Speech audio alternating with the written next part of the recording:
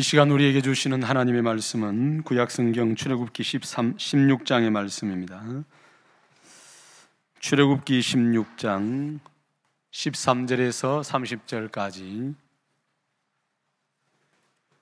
제가 가지고 있는 성경 구약성경 107쪽에 있는 하나님의 말씀입니다.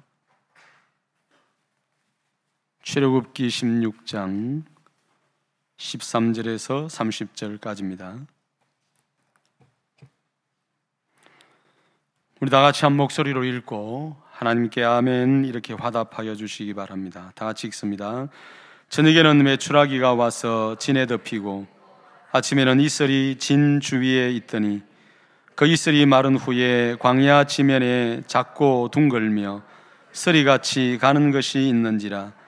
이스라엘 자손이 보고 그것이 무엇인지 알지 못하여 서로 이르되 이것이 무엇이냐 하니 모세가 그들에게 이르되 이는 여호와께서 너희에게 주어 먹게 하신 양식이라. 여호와께서 이같이 명령하시기를 너희 각 사람은 먹을 만큼만 이것을 거둘지니 곧 너희 사람 수요대로 한 사람의 한 오멜씩 거두되 각 사람이 그의 장막에 있는 자들을 위하여 거둘지니라 하셨느니라. 이스라엘 자손이 그같이 하였더니 그 거둔 것이 많기도 하고 적기도 하나 오멜로 되어 본적 많이 거둔 자도 남음이 없고 적게 거둔 자도 부족함이 없이 각 사람은 먹을 만큼만 거두었더라. 모세가 그들에게 이르기를 아무든지 아침까지 그것을 남겨두지 말라 하였으나 그들이 모세에게 순종하지 아니하고 더러는 아침까지 두었더니 벌레가 생기고 냄새가 난지라. 모세가 그들에게 노하니라. 무리가 아침마다 각 사람은 먹을 만큼만 거두었고 햇볕이 뜨겁게 쬐면 그것이 썰어졌더라. 여섯째 날에는 각 사람이 갑절의 식물 곧 하나에 2오멜씩 거둔지라. 회중의 모든 지도자가 와서 모세에게 알림해 모세가 그들에게 이르되 여호와께서 이같이 말씀하셨느니라. 내일은 휴일이니 여호와께 거룩한 안식일이라. 너희가 구울 것은 굽고 삶을 것은 삶고 그 나머지는 다 너희를 위하여 아침까지 간수하라. 그들이 모세의 명령대로 아침까지 간수하였으나 냄새도 나지 아니하고 벌레도 생기지 아니한지라. 모세가 이르되 오늘은 그것을 먹어라. 오늘은 여호와의 안식일인즉 오늘은 너희가 들에서 그것을 얻지 못하리라. 엿새 동안은 너희가 그것을 거두되 일곱째 날은 안식일인즉 그날에는 없으리라 하였으나 일곱째 날에 백성 중 어떤 사람들이 거두러 나갔다가 얻지 못하니라. 여호와께서 모세에게 이르시되 어느 때까지 너희가 내 계명과 내 율법을 지키지 아니하려느냐. 볼지어다 여호와가 너희에게 안식을 주므로 여섯째 날에는 이틀 양식을 너희에게 주는 것이니 너희는 각기 처소에 있고 일곱째 날에는 아무도 그의 처소에서 나오지 말지니라. 그러므로 백성이 일곱째 날에 안식하니라. 아멘. 목구멍이 포도청이란 말 아시죠? 이 말은 먹는 일 때문에 해서는 안 되는 일을 하거나 혹은 안 해왔던 일들을 하거나 이런 것들을 이야기할 때 사용하는 말입니다. 먹고 사는 문제가 중요하기 때문에 어떨 때는 먹고 사는 문제로 저지르는 범죄에 대해서도 생계형 범죄라 이래가지고 법도 좀 관용을 베풀고 너그럽기도 하죠. 그만큼 먹고 사는 문제는 중요하다 그렇게 이야기할 수 있을 것 같습니다. 여러분들이 만종 혹은 이삭 줍는 여인들 혹은 씨 뿌리는 남자 이런 그림으로 잘 알고 있는 밀레라고 하는 사람이 자기의 평생 후원자였고 좋은 친구였던 알프레도 상시에라고 하는 그런 사람에게 보낸 편지 가운데 한 부분을 제가 인용해서 읽어드리려고 합니다. 사람들 앞에서 벌거벗은 당혹스러운 기분이야. 자존심이 많이 상하지만 필요한 것조차 얻을 수가 없어. 돈이 없으니 아무도 외상으로 주려고 하지 않아서 사는 게 정말 막막해. 아내가 다음 달에 출산하는데 괴롭고 많이 슬프네. 이런 말을 해서 미안해. 불쌍한 사람들이 많은데 그들보다 내가 더 불행하다고 말할 수 없겠지만 누구나 자기 불행이 더 크게 느껴지는 거 아니겠나. 성경에서는 예수님이 안전뱅이에게 일어나 걸으라고 했지만 그분이 과연 내 인생에도 찾아올지 잘 모르겠어. 이번 달을 어떻게 버틸까? 애들은 뭐라도 먹여야 될 텐데 가슴이 시커멓게 타버려서 숫덩이가 된 것 같아. 조만간 먹구름이 덮일 것 같은데 어쩌겠어. 갈 때까지 가봐야지. 그림을 그리고 싶은데 방해하는 것들이 참 많아서 아주 지쳐버렸어. 과연 이달 말까지 내가 살아있을 수 있을까? 이렇게 되어 있습니다. 밀레가 역사적인 명작품 만종이나 이삭 줍는 여인들과 같은 그림을 그리던 시절은 위대한 작품이 만들어지는 시간이기도 했지만은 정작 작가는 자기의 생명을 포기하려고 했을 만큼 가난으로 고통스러웠던 시절이었습니다. 광야 같은 시간을 보내고 있었고 끊임없이 반복되는 굶주림과 빚독촉으로 인한 삶의 무게가 자기의 인생을 짓누를 정도였습니다. 미래에 대한 불안감이 밀레의 마음을 숫덩이같이 시커멓게 태워버렸고 밀레를 절망하는 인생으로 만들었습니다. 여러분, 이렇듯 배고픔을 비롯한 의식주의 문제는 우리의 삶, 나아가 우리의 생명과 직결되는 문제이기 때문에 절대로 쉬운 문제가 아닙니다. 지난주에 우리는 말씀을 정리하면서 믿음이라고 하는 것은 맡기는 것입니다 라고 믿음을 정의했습니다. 기억하실 겁니다. 힘을 빼고 물에 몸을 맡기는 것이 수영을 배우는 첫걸음인 것처럼 내가 해결하고자 하는 어떤 문제에서 내 힘을 빼고 나를 그리고 내 삶을 하나님께 맡기는 것이 믿음입니다. 이것이 믿음입니다. 이런 점에서 볼 때 만나는 단순히 배를 채우고 생명을 살리는 음식으로서의 역할이 전부가 아니라는 거죠. 만나는 하나님께서 우리를 시험하시는 도구입니다.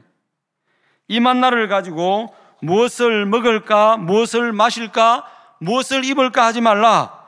그건 전부 다 이방인들이 구하는 것이 아니냐. 너희 천부께서 이 모든 것이 너희에게 있어야 할 줄을 이미 알고 있지 않느냐라고 하는 이 주님의 말씀을 액면 그대로 믿고 살아갈 수 있느냐 없느냐, 이것에 대한 시험이에요. 그래서 이 믿음을 가지게 될 때 삶의 우선순위를 어디에 두고 살아간다고요?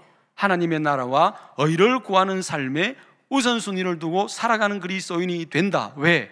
그건 하나님께서 채워주실 것이니까. 이렇게 살아가게 되는 것이죠. 바로 이것을 시험하는 도구가 만납니다. 본문에서 말하는 시험이 어떤 성격을 가지고 있는 시험인지 우리가 좀 알아야 됩니다. 그래야 시험 때문에 시험에 빠지는 일은 없을 겁니다. 행실이 좋지 못한 아들을 둔 아버지가 있었습니다. 그 아들을 바라볼 때마다 아버지의 마음은 아슬아슬하잖아요. 행실이 좋지 못한 애들과 어울리게 되니까. 아버지가 어느 날 아들을 불렀습니다. 야, 네가 어울리는 친구들이 도대체 어떤 사람이냐? 이 아들이 너무 좋다고 자기에게 영혼을 나눌 수 있는 소울메이트라고 이야기를 하니까 아버지가 제안을 했습니다. 네가 말하는 그 친구들이 얼마나 좋은 친구들인지 우리가 한번 알아보는 게 어떻겠느냐. 오케이. 아버지는 기다렸다는 뜻이 돼지 한 마리를 잡았습니다. 피가 철철 흐르는 채로 지게에 지우고 끄적을 덮었습니다. 아들에게 지라고 이야기하고 아들을 데리고 가장 친하고 가장 믿을 수 있고 소위 소울메이트 중에서도 소울메이트의 집을 첫 번째로 가자고 이야기했습니다. 그 친구의 집에 도착했을 때 이렇게 이야기합니다. 친구야, 내가 실수로 사람을 죽였는데 이 문제가 해결되는 얼마 동안 나와 이 시체를 너희 집에 좀 숨겨둘 수 있겠느냐. 그랬을 때 이 친구가 아주 강하게 손사래를 치면서, 야, 도대체 네가 무슨 말을 하고 있노? 너희 집에 가야 되지 왜 우리 집으로 와서 이런 소동을 피우는 거야? 아주 강하게 거부해버립니다. 그렇게 두 번째 친구, 세 번째 친구, 네 번째 친구 계속해서 만나도 똑같이 손사래를 치며 거부합니다. 보고 있던 아버지가 싱긋이 웃으면서 이야기합니다. 그러면 아버지 친구한테 한번 가보자. 그래서 아버지 친구 집으로 갑니다. 똑같이 이야기합니다. 그랬더니 이 아버지의 친구가 이렇게 이야기합니다. 아니, 자네가 그렇게 했단 말이야? 어서 들어오너라. 뭔가 이유가 있겠지. 그 이유가 해결될 때까지 우리 집에서 아무 걱정하지 말고 머물러 있게. 이렇게 이야기한 겁니다. 여러분, 이거라면은 아버지의 시험은 아들을 망하게 하는 시험입니까? 아니면 이 아들에게 진정한 친구라는 것이 어떤 친구인지를 가르쳐 주기 위한 것입니까? 하나님의 시험은 이런 것입니다. 영어로 테스트로 번역된 이 단어는 그야말로 테스트입니다. 부족한 부분과 연약한 부분을 깨닫게 해서 그 사람으로 하여금 자라게 하고 성숙하게 만들려고 하는 것이 목적입니다. 아버지의 테스트에서 시체가 참된 친구를 구별하는 도구로 사용되었듯이 만나라고 하는 것은 참 신앙의 사람이 되게 하는 도구가 되는 것입니다. 하나님께서 이스라엘 백성들에게 낸 시험 문제가 뭡니까? 1번 문제는 5일 동안은 하루분을 거두라는 겁니다. 2번 문제는 6일째 되는 날에는 이틀분을 거두라는 겁니다. 별로 어려울 것 같지 않는 문제입니다. 하루분의 양식이요, 한오멜인데요. 이 한오멜이라고 하는 분량은 곡물에 따라 좀 차이가 있지만은, 이건 부피 분량이거든요. 차이가 있지만은 그냥 막 일반적으로 한 2.2리터 정도 된다, 그렇게 생각하면 될 것 같고요. 우리가 사용하는 대 말로 따지면은 한 대보다도 조금 더 되는 분량이라고 이야기할 수 있습니다. 무게는 1.8kg 정도 됩니다. 요 정도 되는 양이니까 밖에 나가서 온 길에 널브러져 있는 만나를 거두오는 것은 별로 어려울 것 같아 보이지 않습니다. 자, 우리가 오늘 이 만나를 보면서 만나를 통한 테스트, 매일의 만나, 그러니까 5일 동안 주는 매일의 만나를 통한 테스트를 먼저 한번 생각해 보겠습니다. 하나님께서는 이스라엘 백성에게 하늘 양식을 매일 주겠다고 약속하셨잖아요. 그러면 이스라엘 백성들은 매일 나가서 하늘로부터 내리는 하늘의 양식 가운데 며칠분을 가져오면 됩니까? 며칠분을 가져오면 됩니까? 어렵습니까? 예, 하루분입니다. 하루분만 가지고 오면 됩니다. 어떤 사람에게 제가 이를 한번 생각을 해봤어요. 아마도 하나님께서 내일 아침에 희한한 게 생길 거니까 하루분을 거두오라, 뭐 그렇게 이야기했다면 어떤 사람에게는 이 밤이 자기 인생에서 제일 긴 밤이 되었을지도 모르겠다, 이 생각을 했어요. 저녁에 메추라기가 폭우처럼 쏟아지는 것을 경험했기 때문에 분명히 그 다음날 일어날 일들에 대한 기대감이 있었지 않겠습니까? 그런 기대감을 가지고 하나님의 말씀을 따라 아침에 나갈 때 어떤 기분이었을까요?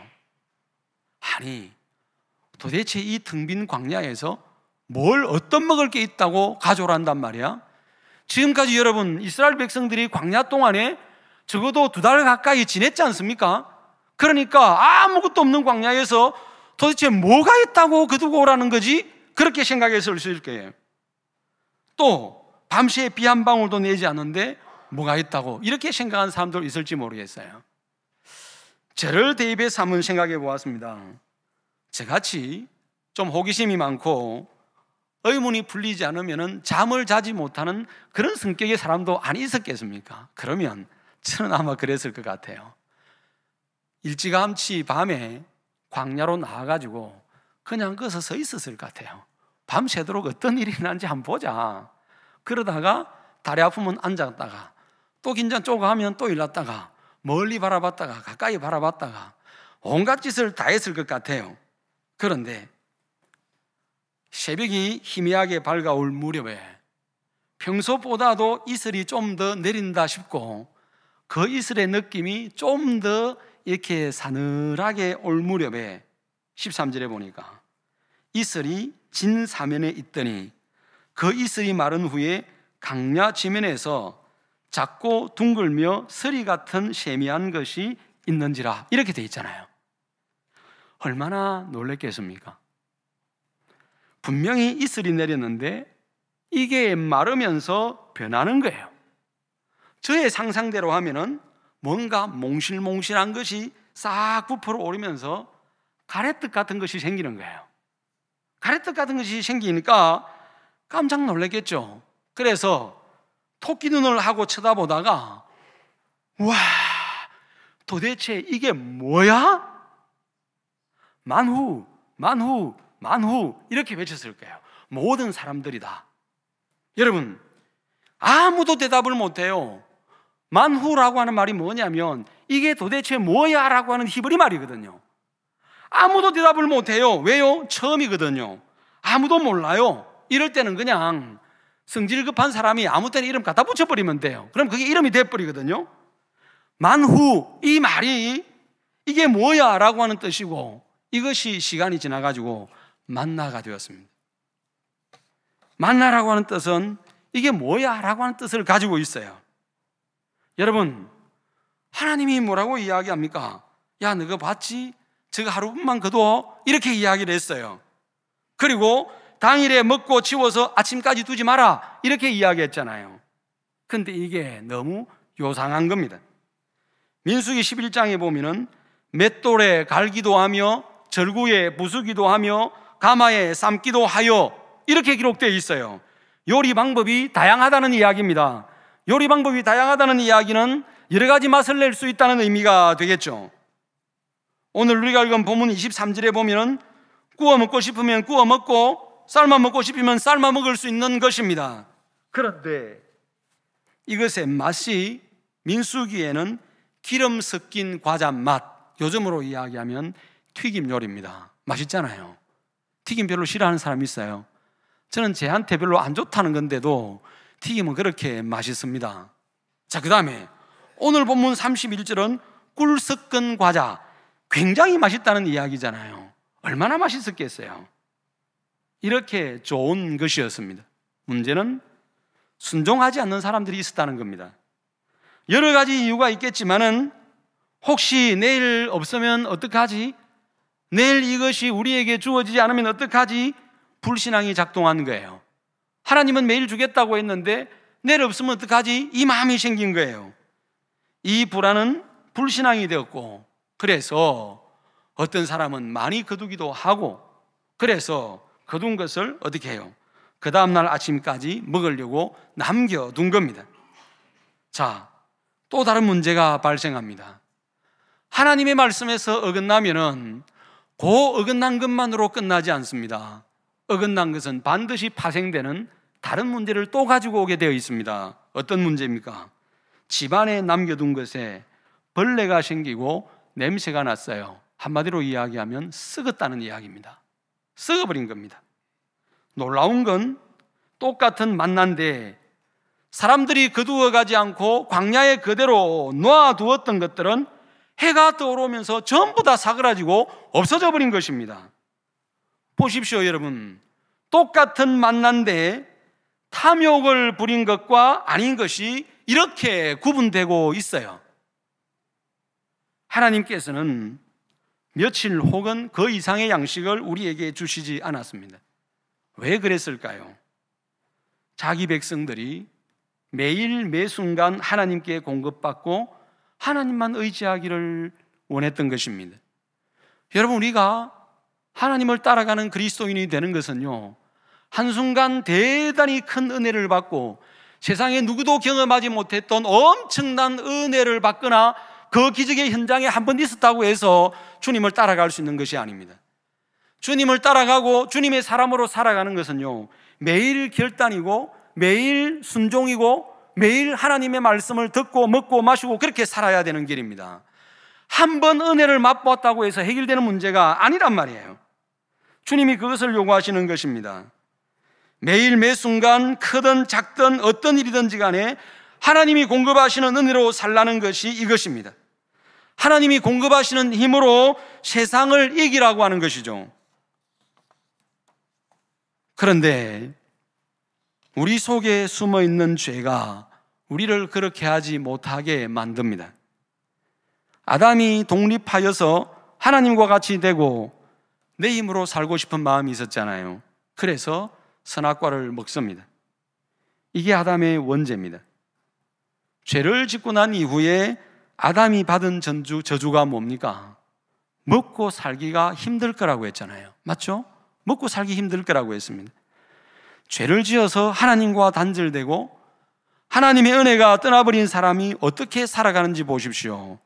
일용할 양식을 위해서 이마에 땀을 흘려야 됩니다. 그 다음에 땅은 사람들을 저항하여서 뭘 냅니까? 가시와 엉겅퀴를 냅니다.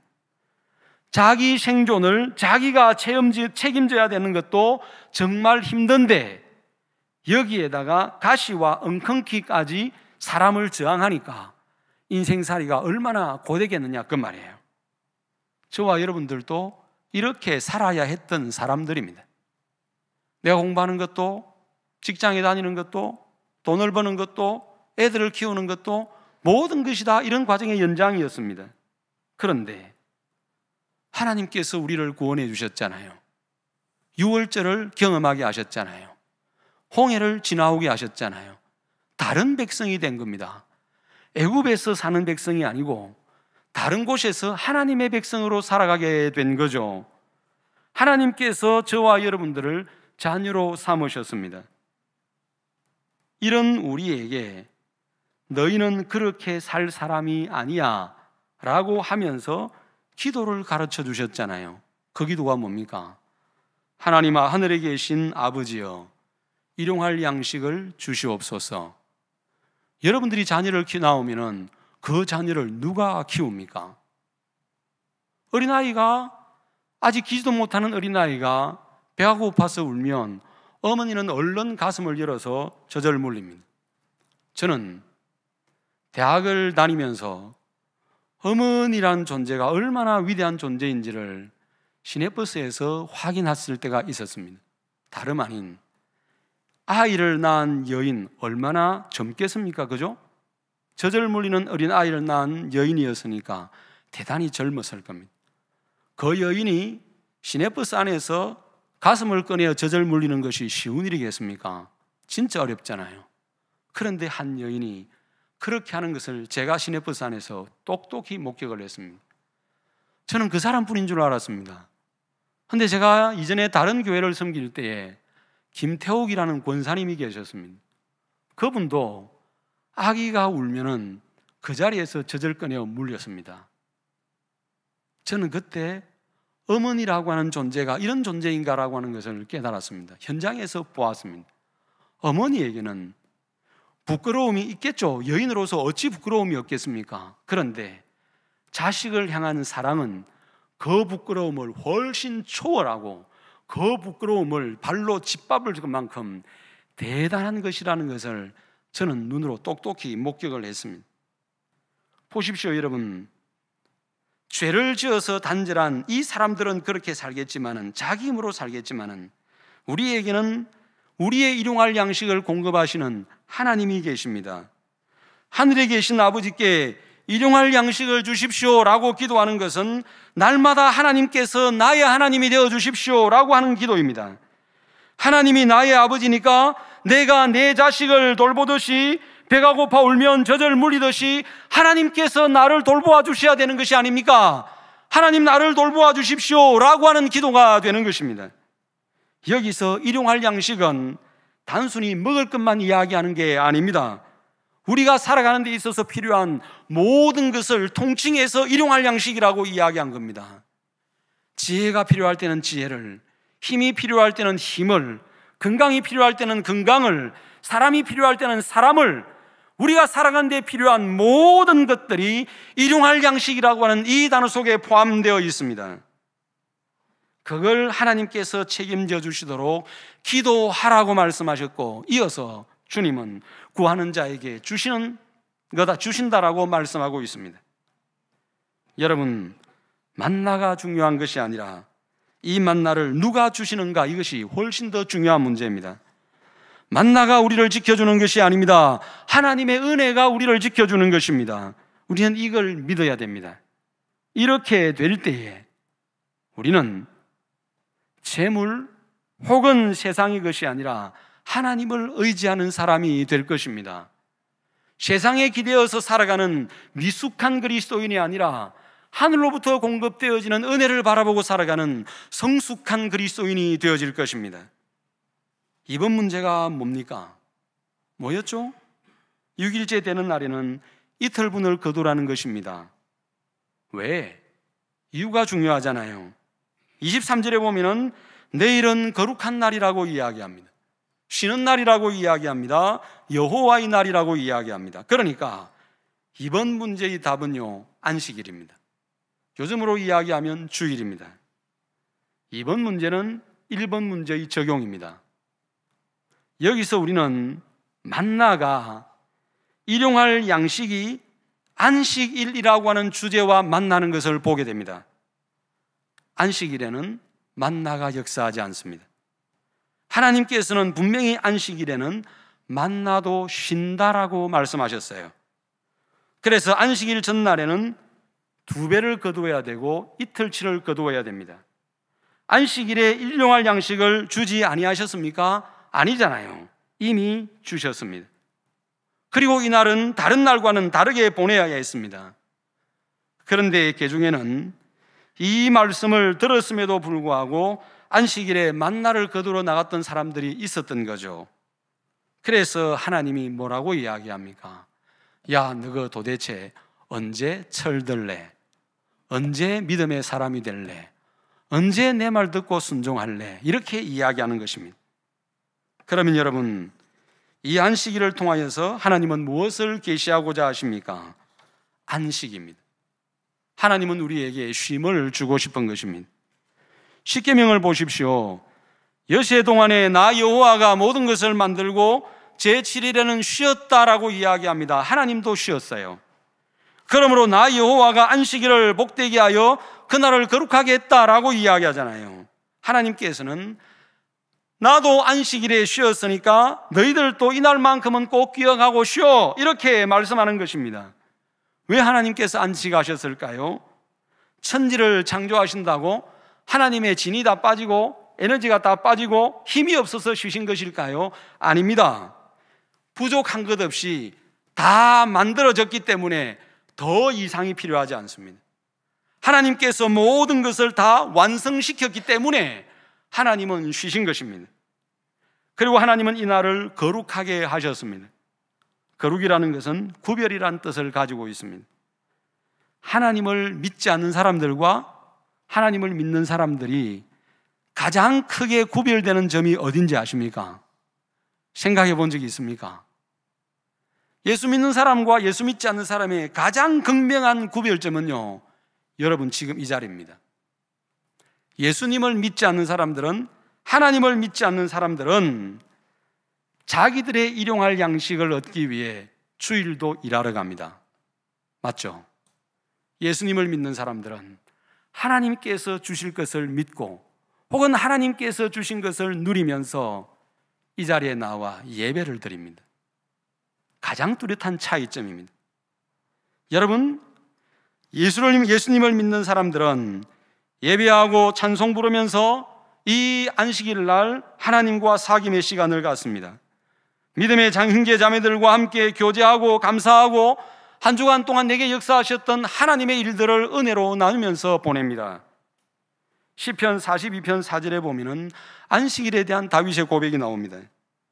내가 전에 성의를 지키는 무리와 동행하여 기쁨과 찬송의 소리를 바라며 저희를 하나님의 집으로 인도하였더니 이제 이 일을 기억하고 내 마음이 상한다, 이렇게 말합니다. 지금 다윗은 하나님의 백성들과 함께 주의를 지키고 예배하는 처지가 아니었던 것 같아요. 그래서 과거의 성의를 지키며 성도들과 함께 예배하던 때를 추억하고 그날을 그리워하고 있습니다. 성도들과 함께 기뻐하고 찬송을 부르며 하나님의 집에서 보내는 것, 이것이 성일에 대한 다윗의 태도였고 모든 신앙의 사람들의 태도였습니다. 다윗의 이러한 고백은 우리 보고도 이야기해요. 범서 서부교회의 성도들아, 너희들도 성일은 이렇게 보내야 된다. 이 땅에 있는 모든 성도들을 향해서도 똑같이 이야기해요. 너희들은 성일을 이렇게 보내야 된다. 모든 성도들과 함께 모여서 하나님께서 주신 은혜를 찬양하고 하나님의 구원을 찬양하고 성도들과 함께 기쁨을 나누고 그렇게 보내는 것이 참된 안식이고 참된 쉼이고 하나님께서 안식일을 허락하신 목적을 이루는 것이다라고 말씀하고 있는 것입니다. 이걸 통해서 위로부터 부어지는 또 다른 한 주간 세상을 살아나갈 수 있는 힘과 세상을 이겨낼 수 있는 능력을 하늘로부터 공급받는 것이 주일입니다. 여러분, 이것이 계속 선순환되어야 되는 것입니다. 7일에 한 번 안식일이 올 때마다 광야의 백성들은 만나가 아니라 만나를 주시는 하나님을 바라보았어요. 그때마다 내가 하나님의 돌보심을 받고 살아가는 하나님의 어린 양이요 하나님의 자녀라는 것을 점검하고 확인했습니다. 그러니까 하나님의 입장에서 안식일은 내가 너를 지켜주고 너를 보호해준다, 너에게 필요한 것들은 내가 책임진다, 이 약속을 우리에게 주는 날이고요. 사람의 입장에서 볼 때는 감사합니다, 여호와는 나의 목자입니다, 나는 하나님의 어린 양입니다, 한 주간도 쉴만한 물가로 푸른 초장으로 인도해 주실 줄로 믿습니다, 말씀에 순종하시겠습니다, 하나님의 백성으로 거룩하게 살겠습니다 라고 다시 약속하고 다짐하는 날이 안식일입니다. 이런 의미에서 안식일은 언약을 갱신하는 날, 내가 하나님의 자녀라는 것을 다시 한번 점검하고 확인하는 날입니다. 주일은 그래서 소중한 날이 되는 겁니다. 말씀을 정리하려고 합니다. 예수님의 광야로 잠깐 나가볼까요? 40일을 금식하셨죠? 배가 얼마나 고팠겠습니까? 이때다 싶어서 마귀가 찾아왔습니다. 네가 가진 능력으로 돌을 떡으로 만들어 먹어라. 그리고 네 스스로 배고픈 문제를 해결해라. 어쩌면 마귀가 돌덩이를 집어주면서 했을지도 모르겠습니다. 이걸 비롯해서 3번의 시험들은 전부 다 눈에 보이는 것을 가지고 유혹했습니다. 전부 다 눈에 보이는 것을 가지고 유혹했습니다. 그런데 예수님은 3번 다 눈에 보이지 않는 말씀으로 일축해버렸습니다.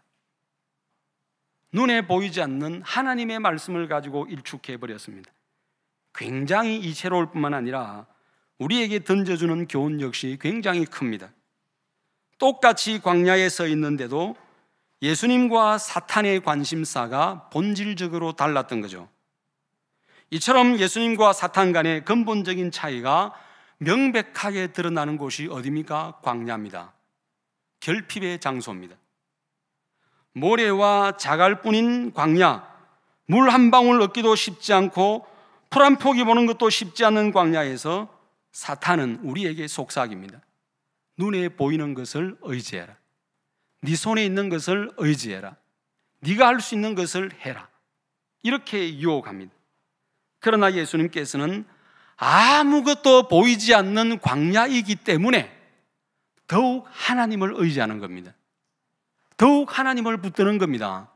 더욱 하나님을 바라보는 것입니다. 여러분, 그리스도인의 위기는 따라합시다. 만나가 없어서가 아닙니다. 만나가 없어서가 아닙니다.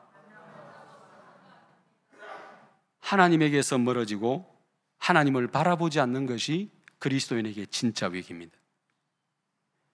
만나를 통해서 하나님을 바라보도록 훈련시키는 것, 이것이 오늘 출애굽기 16장의 결론입니다.